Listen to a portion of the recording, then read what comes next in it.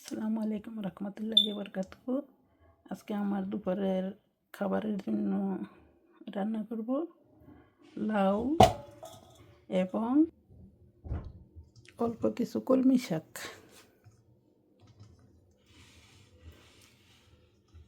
ভাত তো থাকবেই, ভাতের কথা আর বললে লাগে না। আমরা বাঙালি, মাছে ভাতে বাঙালি, শাকসবজিতে বাঙালি।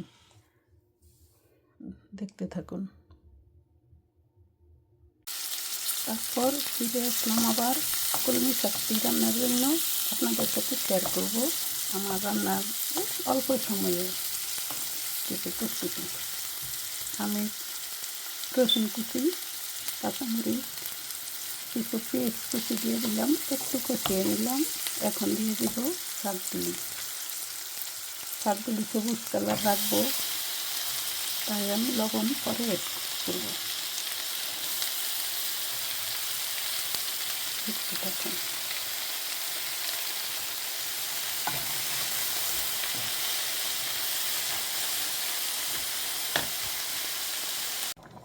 আমার ডাল এবং লাউ একসাথে মিক্স করে রান্নাটা অনেক সুস্বাদু টেস্টি। দেখুন দেখতে কেমন, কালারটা অনেক সুন্দর, নাইস। আপনারা এভাবে খেতে পারেন। আর এটা থেকে আমরা ডাল থেকে প্রোটিন এবং লাউ তো ভিটামিন সমৃদ্ধ। আমাদের নবী সাল্লাল্লাহু আলাইহি সাল্লাম পছন্দ করতেন। আপনারাও খেতে পারেন এভাবে মিক্স করে রান্না। বাচ্চারাও খাবে, এটা সুস্বাদু মনে করি। সেই অবস্থায় কলমির সাথে দিয়ে দিব অল্প পরিমাণ লবণ। আপনারা আপনাদের পরিমাণ মতো দিবেন। তবে কলমি শাক এভাবে নিরামিষও খাওয়া যায়। শিং মাছ, কই মাছ, চিংড়ি মাছ দিয়েও আপনারা নানা ধরনের করে খেতে পারেন।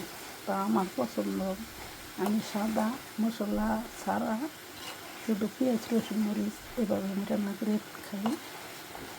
আপনাদের পছন্দ মতো আপনারা খেতে থাকেন। Thank you. আমার ভিডিওটি দেখার জন্য প্লিজ সাবস্ক্রাইব। অবশেষ আমি এই বোম্বাই মরিচটি দিয়ে খাবো। এই বোম্বাই মরিচ দিয়ে কলমি শাক আজকে খাবো।